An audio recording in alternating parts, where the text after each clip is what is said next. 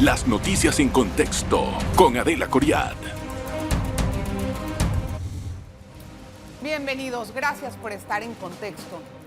Hoy vamos a hablar de un tema actual, de un tema que en lo personal me apasiona. Le he dedicado muchos años de la carrera a su estudio, a la investigación, y es el crimen organizado. ¿Cómo está operando el crimen organizado en nuestro país y cuáles han sido los avances tanto de las políticas del Estado para contrarrestarlo o que ha sido el crimen organizado quien ha tomado ventaja en este sentido? El crimen organizado no solamente es el trasiego de droga, sino que es todo un portafolio de actividades ilícitas que les permiten a las organizaciones criminales hacerse de muy buenos recursos para poder trabajar en todo lo que decidan.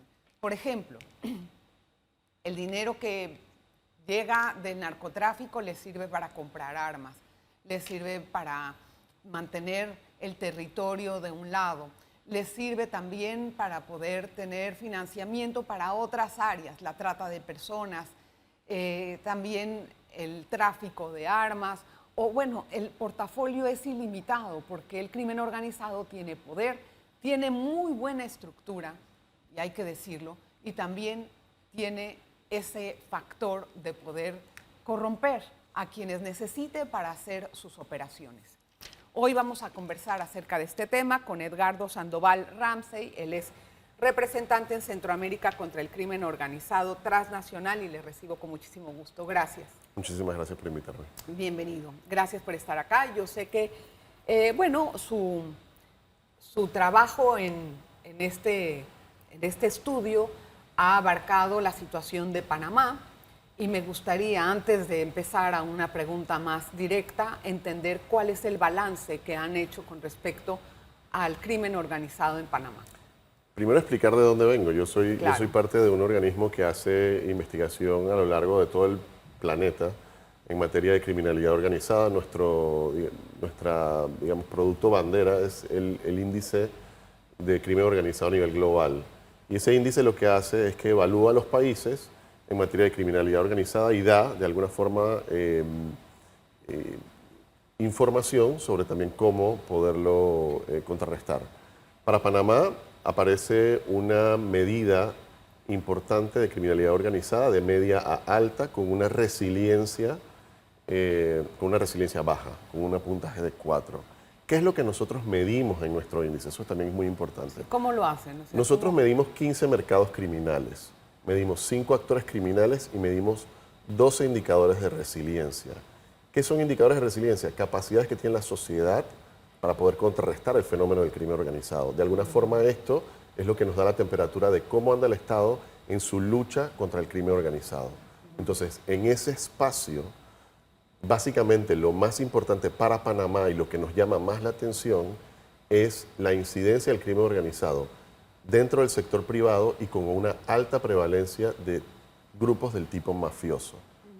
Los grupos que están inmiscuidos en el gobierno o en el sector público se mantienen en la media, también es una media alta, y los actores transnacionales, aunque están de último lugar en Panamá, están teniendo una incidencia aumentada. Sin embargo, todavía no tienen espacios controlados dentro del país, en lo que estamos verificando nosotros.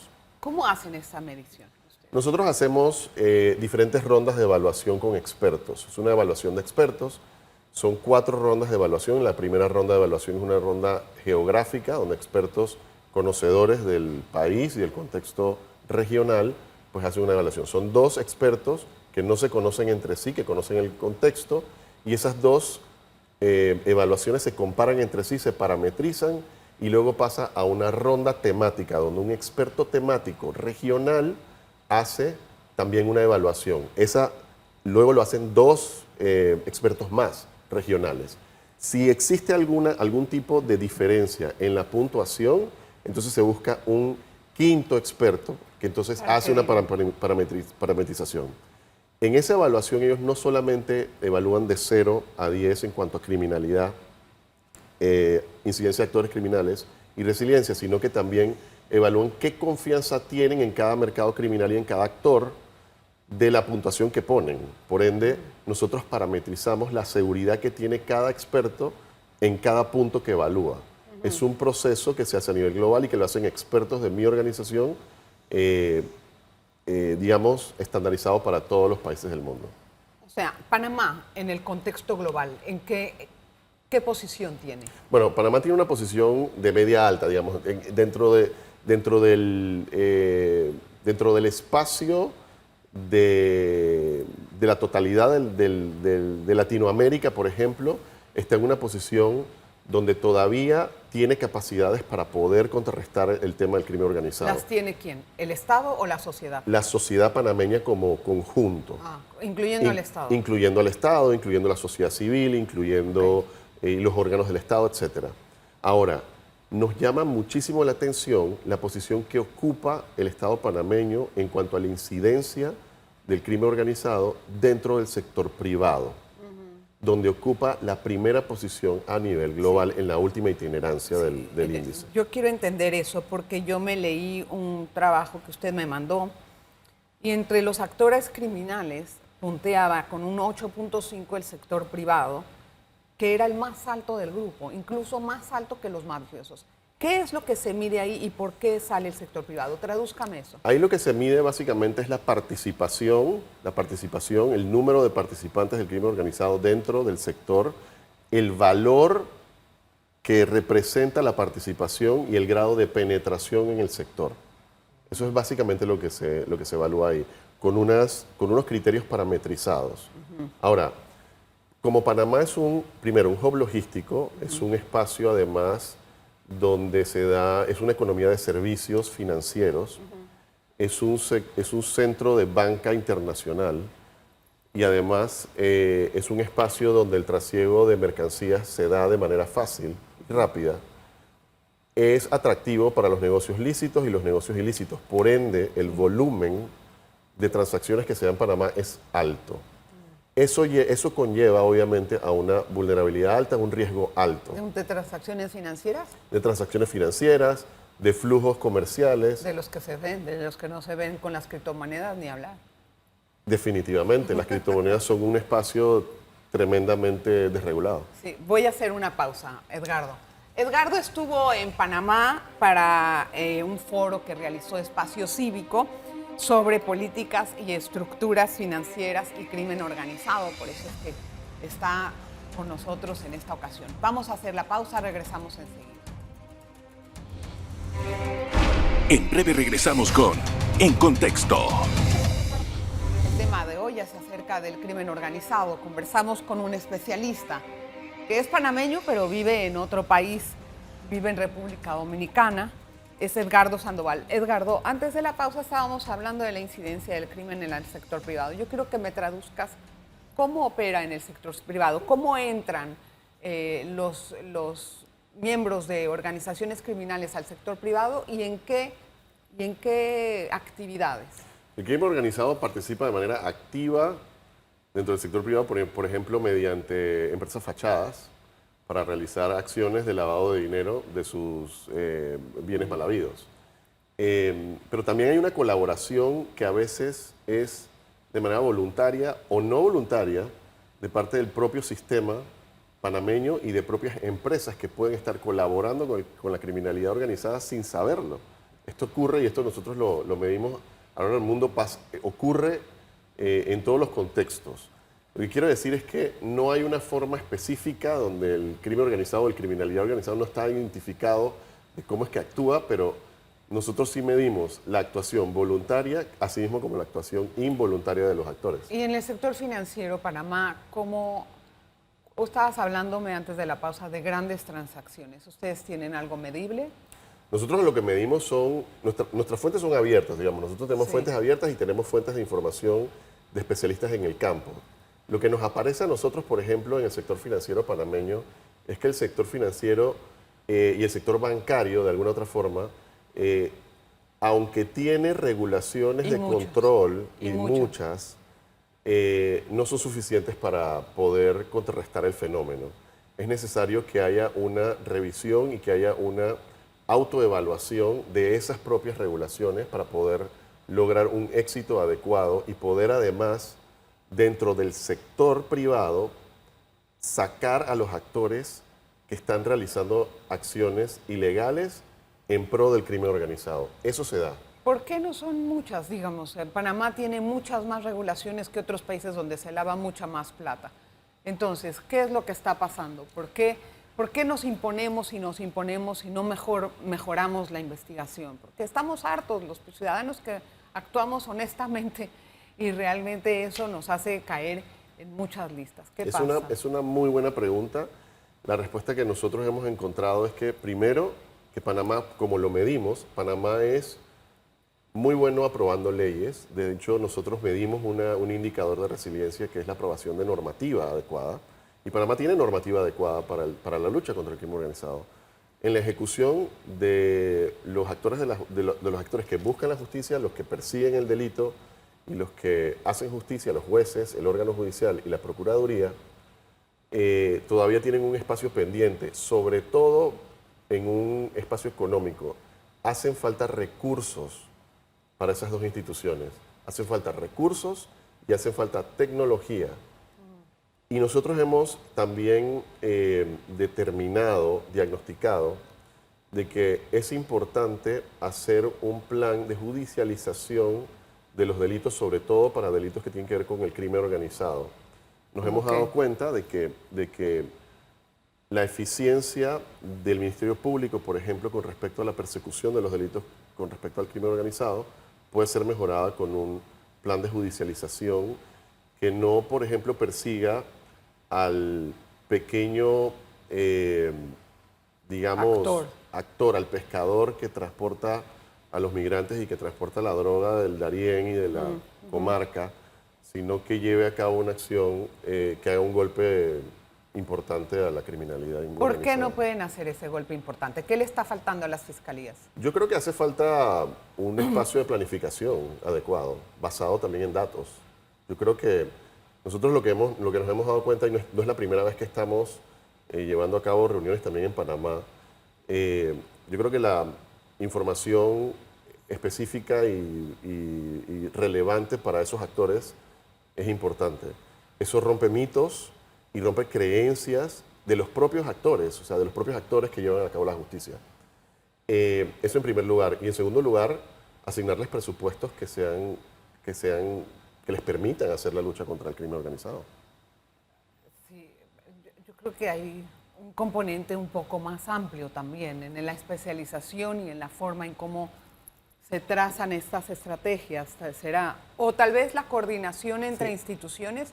No sé, ¿qué puede estar fallando? Fíjate que nosotros hemos evaluado de que las capacidades de los actores, o sea, de los fiscales, de los jueces y los fiscales tienen además programas de capacitación intensivos de la cooperación internacional y nacional que se llevan a cabo.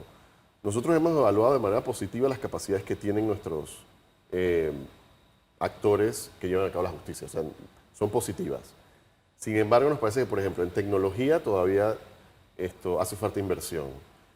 Y también hace falta inversión porque para investigar, por ejemplo, los crímenes financieros, definitivamente que la cooperación internacional es importante. Y la capacitación constante de esos actores, porque la investigación financiera es complicada. La investigación de delitos financieros es muy complicada.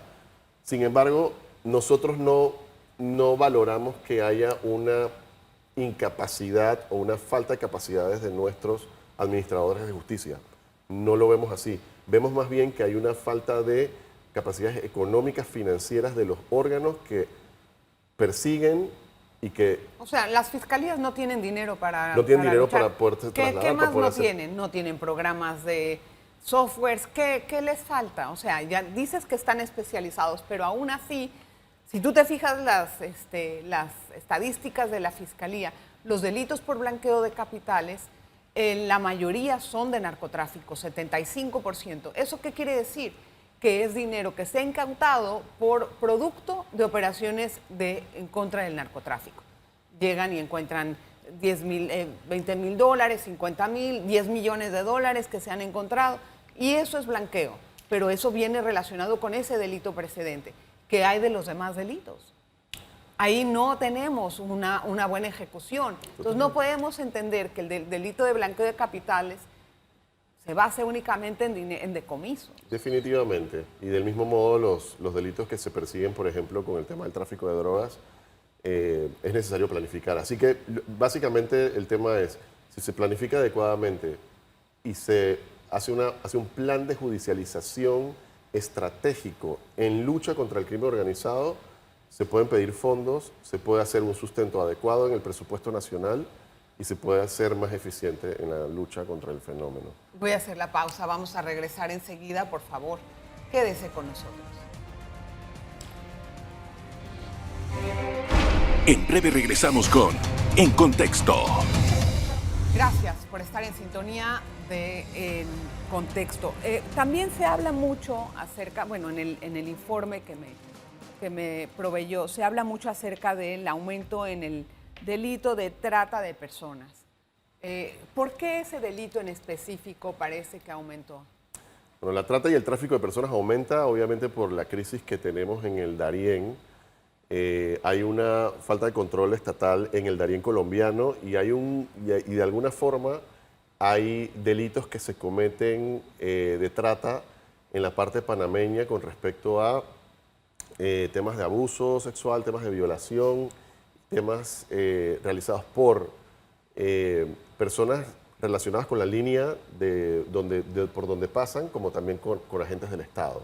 Eso han sido, digamos, denuncias que se han dado, que han sido públicas y que también son parte de ese fenómeno que ocurre a nivel de ese espacio. Ahora, el crimen, por ejemplo, en el tema de trata de personas es un tema que en Panamá sigue siendo un espacio de desafío y que sigue marcando, digamos, de alguna forma sigue marcando que se siguen dando redes de trata de personas. Ha disminuido por lo menos el tema de la trata de menores de edad, pero sigue habiendo trata de diferentes nacionalidades, sobre todo en grupos vulnerables de mujeres. Esa trata es para poder cruzar a otra frontera y llegar a Estados Unidos y viene acompañada con otros abusos, o es una trata que opera en Panamá sometiéndolas a abusos de tal vez empleo, prostitución. ¿Qué es? Es una trata que opera en Panamá y que ha operado durante mucho tiempo, que se le suma el tema también de un aprovechamiento de la línea por donde cruzan en el Darién, que se suma también a los espacios de abuso y de trata de personas. O sea que es un espacio que aumenta con el fenómeno del Darién. Es coyuntural lo del fenómeno del Darién, más o menos. Yo no diría que es coyuntural ya, yo diría que es sistemático el tema del Darién, pero digamos... La relación. La relación es, sí, pero digamos, esto también denota de que los actores del crimen organizado lo que hacen también es que aprovechan cualquier espacio para poder sumar beneficios a sus relaciones, ¿no? A sus acciones. Tengo dos temas importantes que me gustaría entender la visión. ¿Cuál es la infiltración del narco en la política panameña? ¿Cómo ustedes lo están evaluando?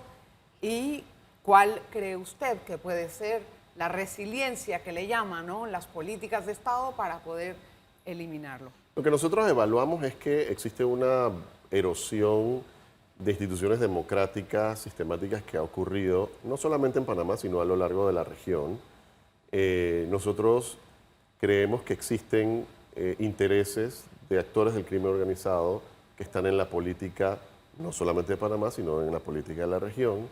Esto nos lleva a pensar cuáles son los espacios para poder contrarrestarlos de manera más eficiente. Y los espacios que nosotros medimos que son más eficientes son los espacios de democracias plenas.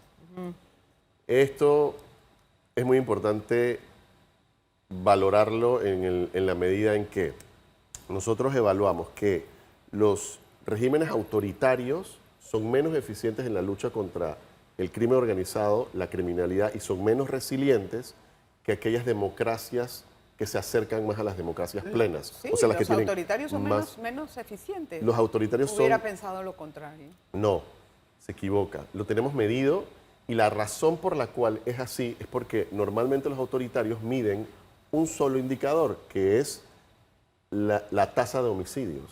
Y en la tasa de homicidios nosotros podemos determinar de que es verdad, la tasa de homicidios puede bajar, pero eso no hace que los espacios de resiliencia también aumenten.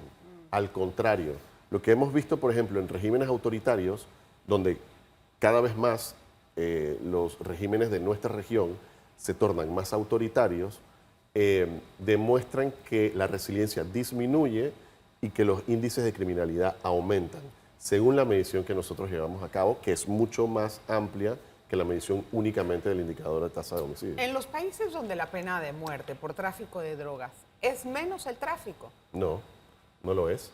No lo es. Definitivamente el tema, por ejemplo, aquí hay un tema también de narrativa política. Sí.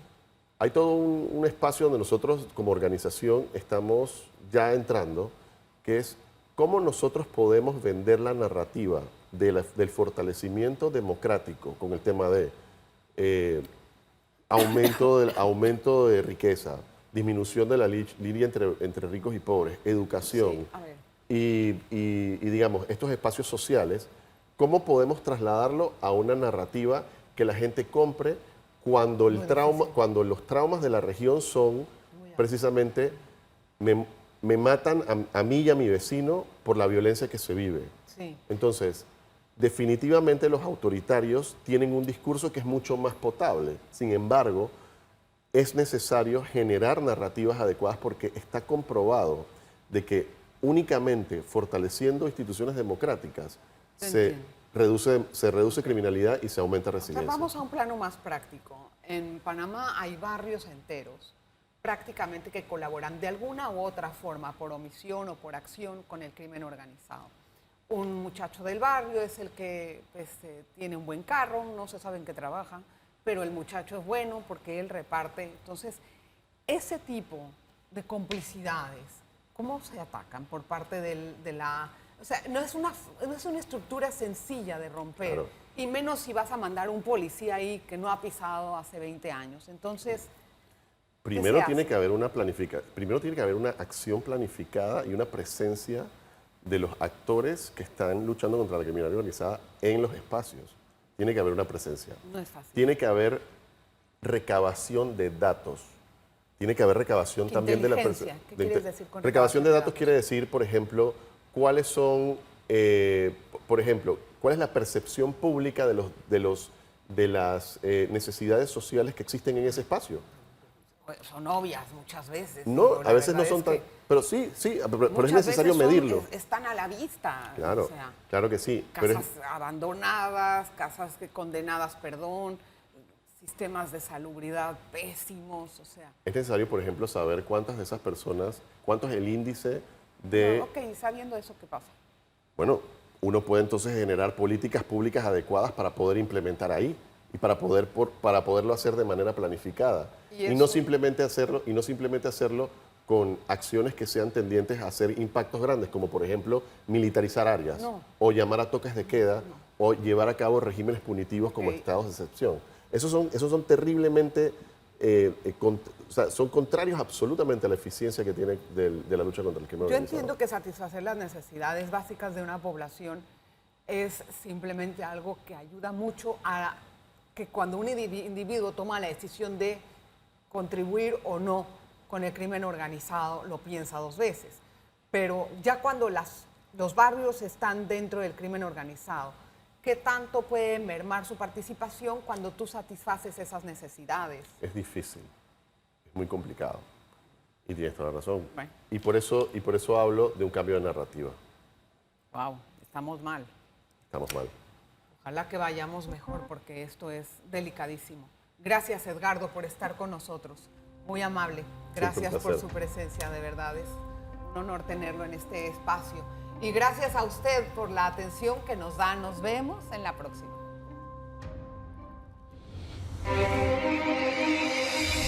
Las noticias en contexto con Adela Coriad.